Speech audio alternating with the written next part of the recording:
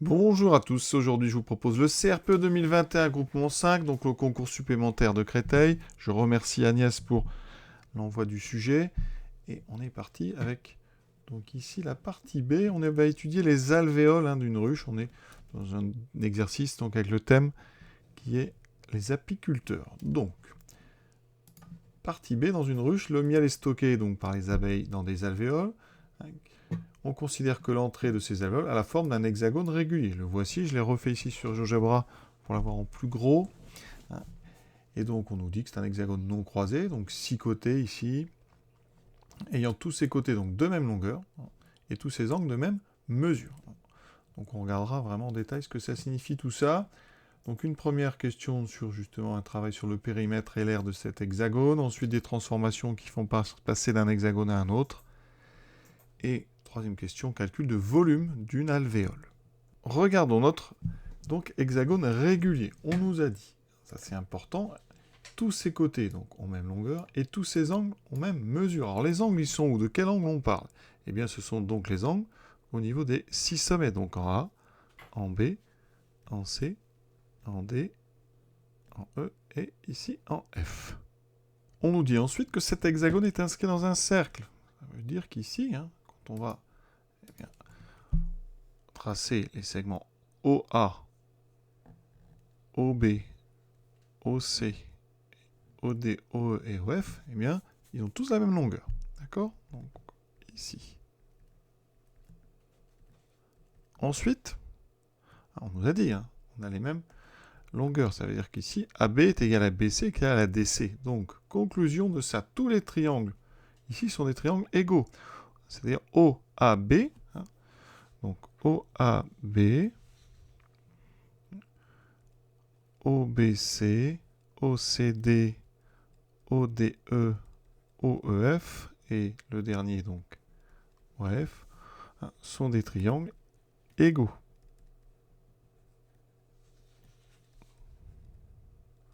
Car ils ont des côtés de même longueur. Des côtés respectivement de même longueur. Je m'explique.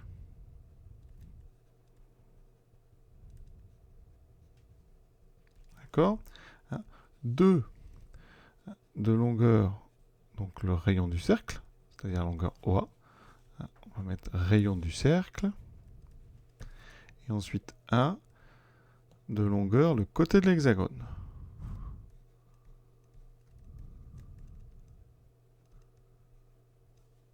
Voilà. Conclusion, ces 6 triangles étant égaux, ils ont donc les mêmes angles. Ces triangles sont égaux. Par conséquent, ils ont les mêmes angles. Et donc, ça veut dire qu'au niveau donc, du centre de cet hexagone, donc en haut, il y a toujours le même angle. D'accord? Comme on a un tour entier, c'est-à-dire 360 degrés, que vous avez 6 angles, donc 360 degrés sur 6 par angle.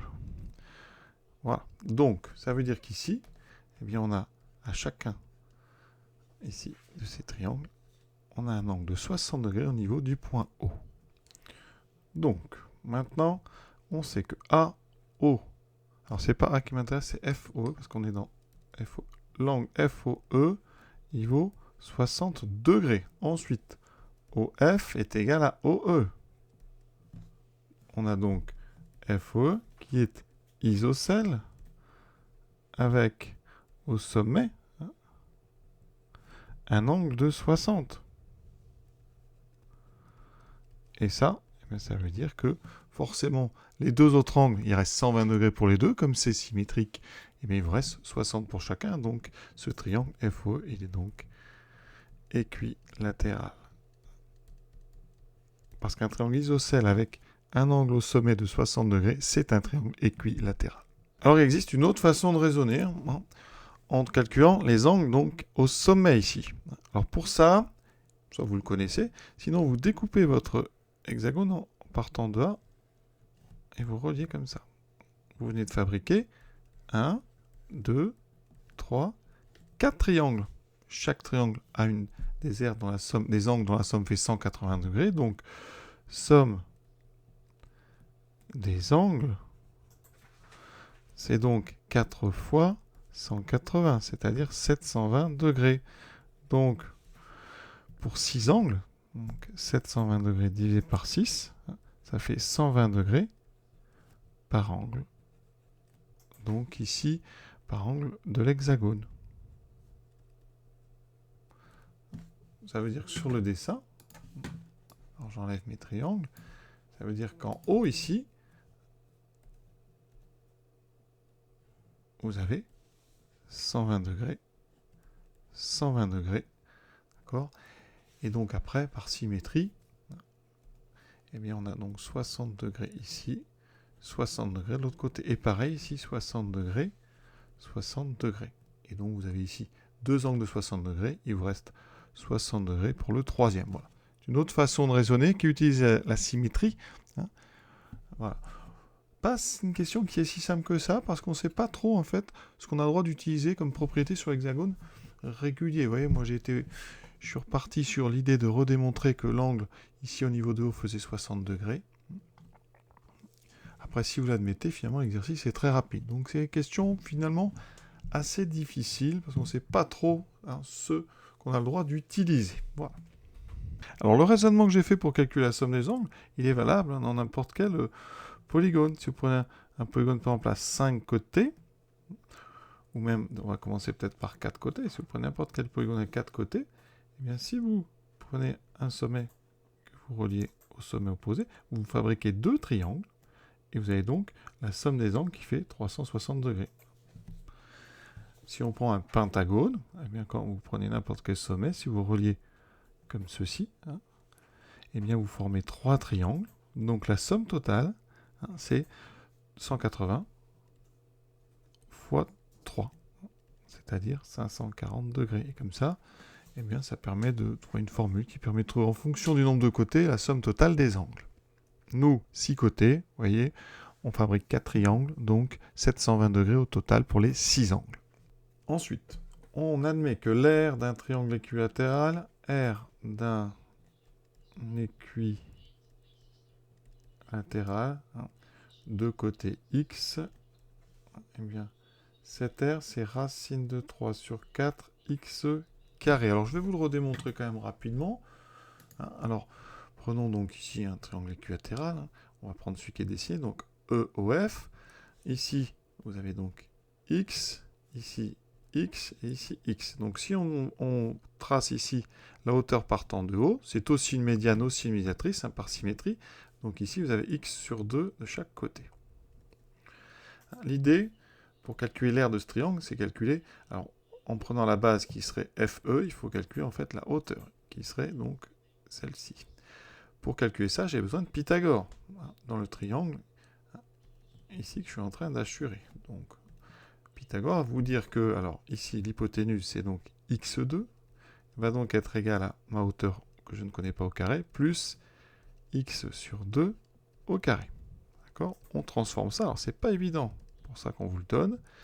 On met au carré x sur 2, ça fait x carré sur 4, et donc on met le x carré sur 4 à gauche par soustraction, ça fera donc 4 quarts moins 1 quart, il me restera 3 quarts de x2 égale h2.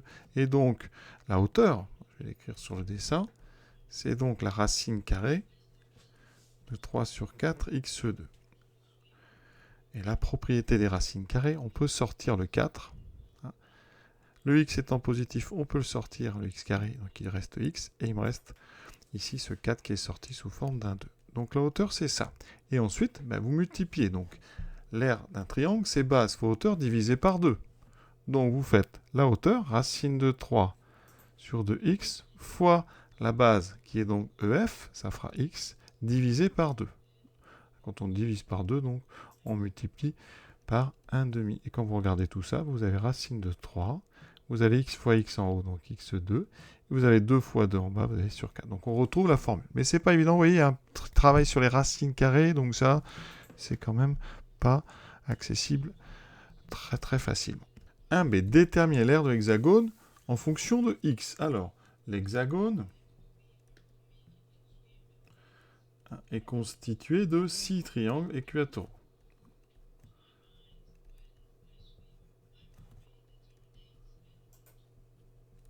Conclusion, donc son aire, donc l'aire de A, B, C, D, E, F, est égal à 6 fois l'aire d'un de mes triangles, donc 6 fois racine carrée de 3 sur 4, x2. Alors moi, ça tombe bien, parce que x, c'est exactement la longueur d'un côté, donc ça fait 6 fois ça. 6 sur 4, ça fait 3, on simplifie par 2, ça fait 3 demi. Donc il me reste 3 racines de 3 sur 2, x2.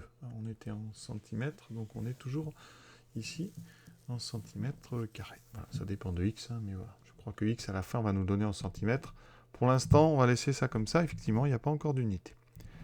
Question C. Maintenant, on ne connaît pas x. Donc on va essayer de trouver x par une autre information. On nous dit que le périmètre donc, de notre hexagone est égal à 18 mm. Alors, on vous demande l'aire après en centimètres carrés. Donc je vais mettre ça tout de suite en centimètres. Ça fait donc, alors 18 mm, ça fait 1,8 cm. Vous savez que le périmètre, ici, c'est la somme des côtés. Donc c'est 6 fois x. Donc, ça veut dire que x, c'est 1,8 divisé par 6. Donc 1,8 divisé par 6, alors ça tombe bien parce que 18, c'est 3 fois 6. Donc ici, il me reste 0,3. Donc on est en centimètres. Donc x est égal à 0,3 cm. Et donc, maintenant qu'on a trouvé x, eh bien, l'aire totale, donc l'aire de A, B, C, D, E, F, ça sera donc, on utilise la formule, 3 racine carrée de 3 sur 2 fois x au carré, donc fois 0,3 au carré. On prend la calculatrice et on arrondit au millième près. Et vous voyez que la calculatrice, ça donne 0,2338, donc c'est donc effectivement à peu près 0,234. J'étais en centimètres, donc c'est des centimètres carrés. C'est ce qu'on voulait, donc c'est parfait. Question 2. Les abeilles utilisent cette forme hexagonale régulière, donc l'hexagone régulier, pour paver le plan. Vous avez comme ça un extrait, et on vous demande de caractériser 3 transformations du plan qui permettent de passer de l'hexagone A à l'hexagone B. Alors ici, j'ai fait un petit agrandissement de la zone qui m'intéresse, avec à gauche l'hexagone A et à droite l'hexagone B. Le centre du premier, c'est O, le centre du deuxième, c'est O1. Alors, les transformations que vous connaissez. Il y a translation, symétrie, donc il y a 2 types de symétrie, centrale, axiale, et ensuite rotation. Ça, ce sont les transformations qui conservent les longueurs. Parce qu'ici, nos deux ailes volent en même taille, donc c'est pas la peine d'aller chercher des homothéties de rapports différents de 1 ou moins 1. Ça ne peut pas aller. Donc c'est forcément translation, symétrie centrale axiale ou rotation. La première qu'on va voir, c'est translation. Effectivement, vous pouvez comme ça faire une translation. Ce point-là va être envoyé sur celui-ci, celui-là sur celui-ci, etc. pour les 6. Et donc par cette translation, pour la caractériser, il faut donner l'image d'un point. Et bien en fait, c'est la translation qui envoie O sur O1. C'est tout simple, c'est donc la translation de vecteur, donc la translation de vecteur O1, donc qui envoie O sur O1. Deuxième transformation simple qu'on peut proposer, une symétrie donc axiale. D'axe, alors ici, pour être très clair, ça va être la médiatrice axe, la médiatrice de O1, du segment O1. Cette médiatrice, donc, elle est ici, parce qu'effectivement, quand vous tracez le segment O1, eh bien, par symétrie de tout cet ensemble, vous avez ici un angle droit, et donc vous avez cette droite qui est la médiatrice, et effectivement, ce point-là est inchangé, celui-là aussi, celui-là est envoyé là, celui-ci ici, celui-ci ici, et celui-ci ici. Donc, vous voyez, symétrie d'axe, donc la médiatrice du segment O1. Ensuite, on peut proposer une symétrie centrale. De centre, le milieu du segment O1. Je vous la montre tout de suite. Donc, enlève tout ça. On se place donc au milieu, ici, donc de O1, donc à cet endroit-là. Et effectivement, hein, ce point ici est envoyé ici. Celui-ci se retrouve là. Celui-là se retrouve ici. Voilà, et vous avez compris la suite. Et lui se retrouve là. Ces deux-là, en fait, sont inversés. Donc, sur votre copie, vous pouvez proposer une rotation de 60 degrés de sens donc, dans les aiguilles d'une montre. Alors, au niveau du point, il faut faire un petit dessin. Si là, j'appelle ça AB, donc C et D, ça veut dire qu'il faut prendre l'intersection entre AB et DC. DC, d'ailleurs, c'est la médiatrice de O1. D'accord ? Et donc, vous avez ici... Et donc vous allez tourner de 60 degrés autour de ce point que j'ai appelé G sur GeoGebra. Donc ici centre, et donc centre, le point G, qui est l'intersection entre la droite AB et la droite CD. Mais c'est quand même la plus compliquée des trois à trouver. Hein. Il va mieux quand même chercher des symétries et une translation. Ensuite, question B, on vous demande une transformation qui permet de passer de l'hexagone A à l'hexagone C. Alors, ici... on remarque la plus simple, hein, c'est déjà, on peut prendre par exemple une translation. C'est-à-dire vous prenez une translation, mais il faut aller 3 fois plus loin que ça. Donc vous allez prendre 3 fois le vecteur O, O1. Donc vous pouvez proposer une translation de vecteur 3 fois O, O1. Alors il en existe plein d'autres. Hein. Après, il faudrait nommer ici ce point-là. Parce que ici, donc, si je l'appelle O, par exemple, C, vous pouvez aussi, en traçant le segment OOC, faire la même chose qu'on vient de faire. C'est-à-dire vous pouvez proposer ici une symétrie de centre, le milieu de OOC, ou alors une symétrie axiale, avec la médiatrice qui serait ici. Donc il y a quand même encore plusieurs choix. Et donc là, le mieux, c'est de prendre une translation vecteur 3 fois O, O1. Vous n'avez rien à créer, puisque les points existent déjà sur la figure. Troisième question, on admet qu'une alvéole a la forme d'un prisme régulier à base hexagonale. Alors, un prisme, je rappelle ce que c'est. Vous prenez un polygone que vous tracez sur le sol, il peut y avoir autant de côtés que vous voulez, et vous allez, eh bien, en fait, tracer un polygone qui est exactement le même sur un plan parallèle, qui serait peut-être un peu plus haut, voilà, qui est plus haut, plus bas, voilà. Et une fois que vous avez fait les doigts, ils ne sont pas forcément l'un sous l'autre, hein, vous reliez les sommets correspondants. Voilà. Et donc, c'est une translation, hein. C'est-à-dire que votre polygone du haut, c'est un translaté du polygone du bas. Et en reliant, hein, il se trouve que vous avez des faces ici. Alors, il y a deux faces qui sont notre polygone de départ. Ici, ça sera notre hexagone. Et ensuite, les autres faces sont des quadrilatères et même des parallélogrammes. Donc, nous, ici, vous avez votre hexagone qui est la base. Il a été translaté pour donner un autre hexagone qui est le même. Et vous voyez que les faces ici sont des rectangles.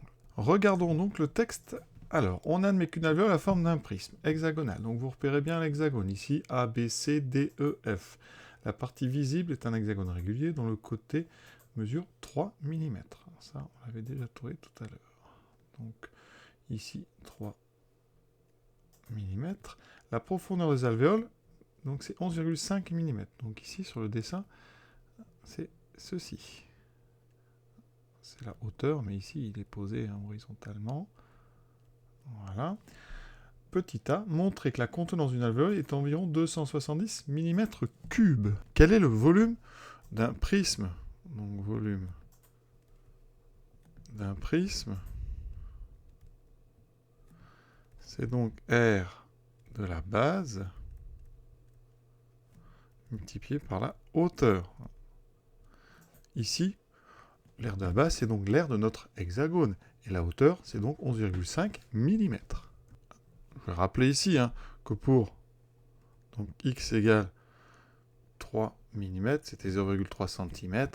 On avait trouvé une aire qui était de 0,234 cm². Donc ici, comme on veut tout en millimètres cubes, il va falloir transformer tout ça. Alors soit une méthode, vous prenez les 0,234 cm², puis vous convertissez. Il faut savoir que 1 cm², c'est 100 mm². D'accord ? Puisque 1 cm égale 10 mm. Quand vous mettez au carré, 1 cm² devient 100 mm². Donc, notre R, ici, 0,234. On doit donc la multiplier par 10, par 100, plutôt, pour avoir des milliers de 4. Donc, c'est 23,4 mm². Donc, notre volume, ça va être donc 23,4 mm², multiplié par l'auteur qui est 11,5. Comme tout est en mm², millimètre, le tout sera en mm³. Et on prend une calculatrice pour voir ce que ça donne. Avec ce calcul, on trouve 269,1. Donc si on arrondit donc ici à la dizaine, eh bien, on a bien un volume qui est à peu près 270 mm³. Alors, ça, c'est peut-être pour ceux qui auront pris l'air à 0,234, qui avait déjà été arrondi. Donc, on va regarder sans l'arrondi ce que ça donne. Donc, on avait dit que l'air de notre hexagone, c'était 6 fois racine carrée de 3 sur 4, x2. Ici, avec un x qui est donc, on nous le dit, 3 mm.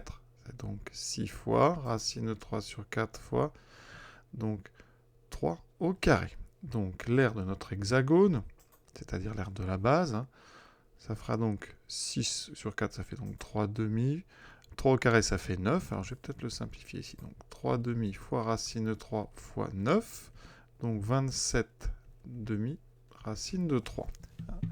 Et on va regarder sans arrondir vraiment ce que ça donne. Donc, ici, ça fait donc 27 demi racine de 3 fois 11,5. Tout est bien en ici millimètres et mm². Donc, on regarde. Et vous voyez qu'on trouve ici 268,9, d'accord, mm³ à peu près.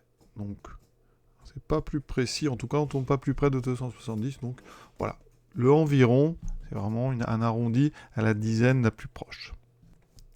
En déduire donc la contenance en millilitres. Nous, on est en mm³. Alors, là, je rappelle que 1 litre, c'est donc l'équivalent de un cube de 10 cm. C'est donc 10 fois 10 fois 10 cm3. D'accord? 1 litre. Vous pouvez représenter ça par un cube qui a 10 cm de côté. Ce qui fait que dans 1 litre, on a donc 1000 cm3. Ensuite, 1 cm3, eh bien, qu'est-ce que c'est?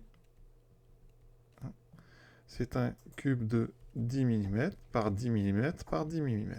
Donc 1 cm3, c'est aussi 1000 mm3. Conclusion, 1 litre est donc égal à 1 million de millimètres cubes. Mais nous, on veut des millilitres, donc je divise par 1000. Ça veut dire que 1, donc millilitres, c'est donc 1000 millimètres cubes. Et donc, à retenir, c'est que finalement, 1 millilitre, vu que c'est 1000 millilitres cubes, 1 millilitre, c'est égal à 1 cm3. Donc ça vous donne une idée, en fait, de la forme. D'accord? C'est donc un cube de 1 cm par 1 cm par 1 cm. Voilà. Alors, contenance, donc. Nous, on a 270 mm3. Donc, sachant que, donc ici, 1 mm3, c'est 1 millième de millimètre. Donc ici, il faut que je multiplie par... Il faut que je divise tout simplement par 1000 pour avoir ça en millilitres. Et donc, ça fait 0,27 millilitres. Sinon, vous faites les tableaux avec ces fameuses colonnes. 3 colonnes par unité, mètre cube, 3 colonnes plus loin, décimètre cube, centimètre cube, millimètre cube. Alors, vous avez 270 mm3. Donc, vous écrivez ici 270. Les litres. Où sont les litres? Alors, je rappelle que c'est vraiment important. Donc, 1 mètre cube, c'est 1000 litres. D'accord?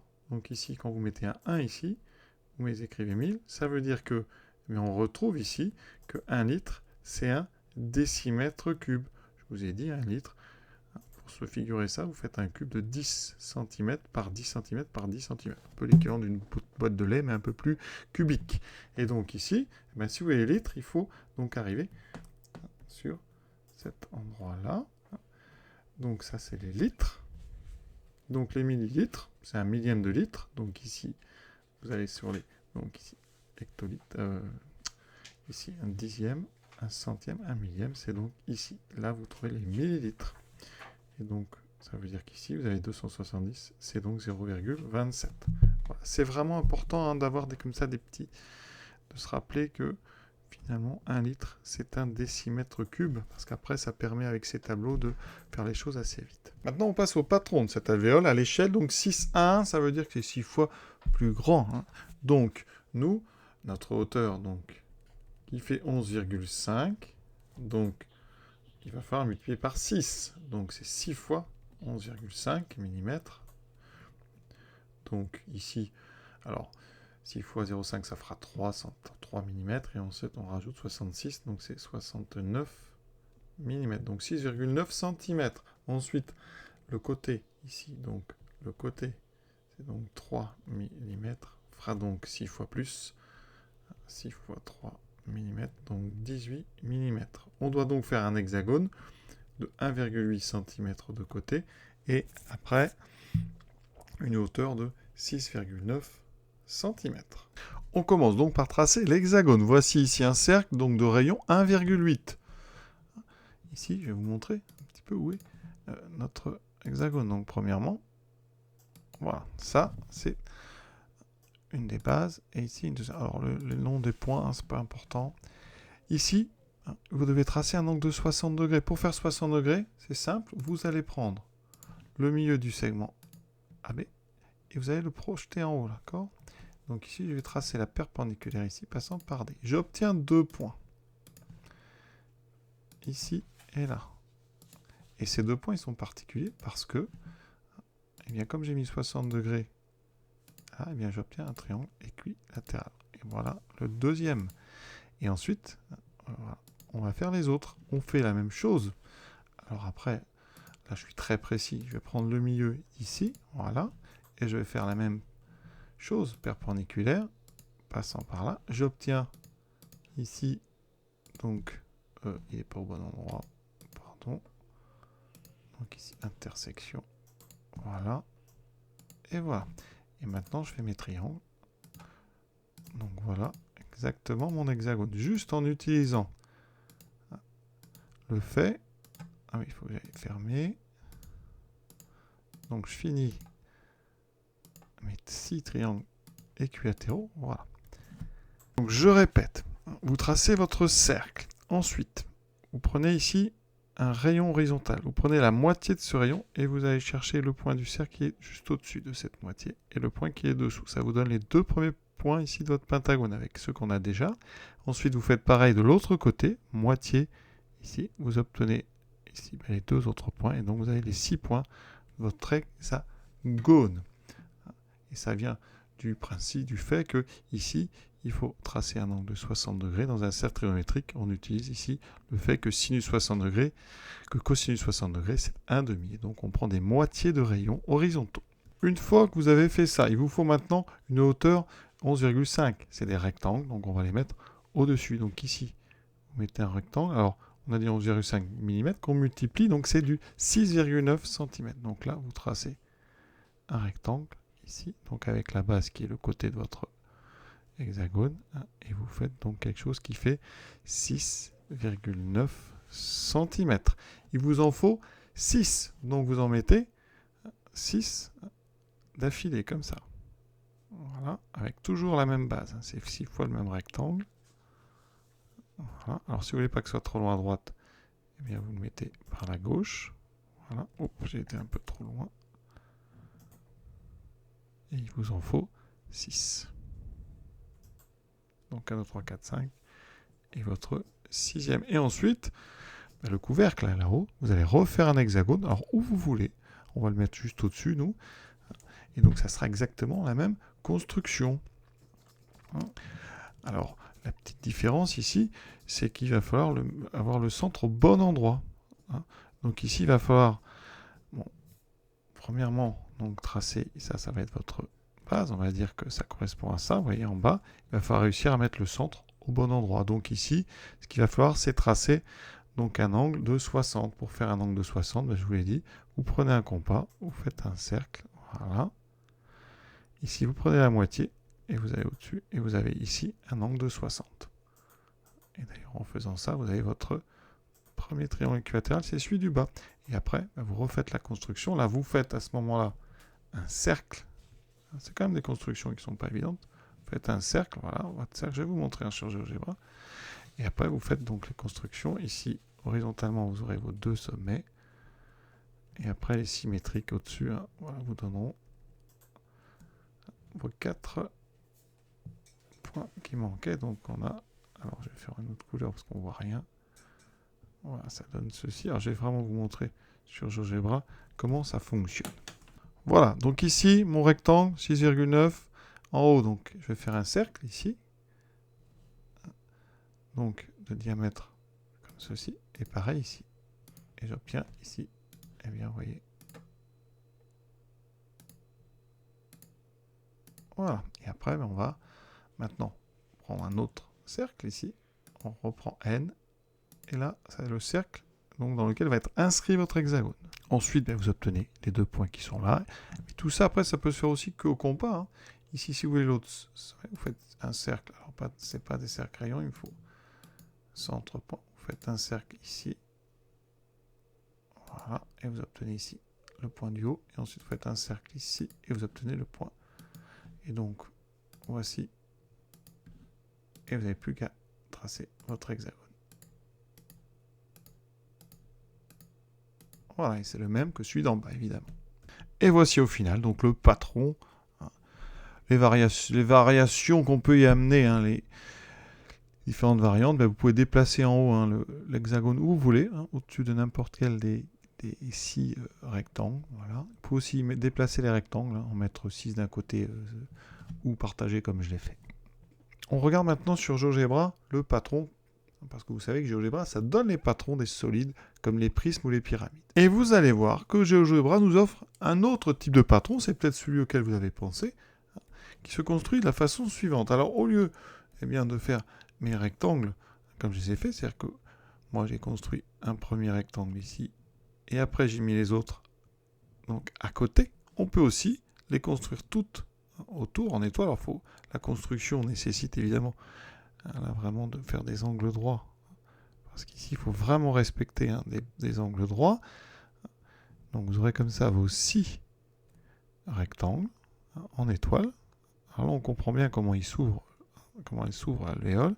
Et au bout d'un de ces 6 rectangles, on refait un autre donc hexagone régulier. Alors, vous choisissez n'importe lequel et vous aurez comme ça un patron qui s'ouvre. Et on va voir ça sur GeoGebra. Alors, j'ai tracé donc sur le sol un polygone. D'accord ? Je ne vais pas respecter les échelles de l'exercice, c'est vraiment pour vous montrer comment ça fonctionne. Donc, le voici. Maintenant, j'utilise l'objet prisme. Je vais ici et prisme. J'indique le polygone qui m'intéresse et je le développe. Alors, je peux faire des prismes qui ne sont pas réguliers.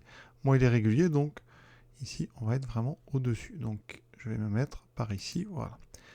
Et vous voyez qu'on a une alvéole. Et si vous voulez le patron, c'est vraiment tout simple. Et vous allez voir, on va au même endroit, on descend. On l'avait déjà vu dans un autre sujet du CRPE. Et on appuie. On indique le polygone, enfin le solide qui nous intéresse. Et voici. Et vous obtenez, vous voyez, ce que je vous ai annoncé, hein, le patron sous forme d'une étoile. D'accord ?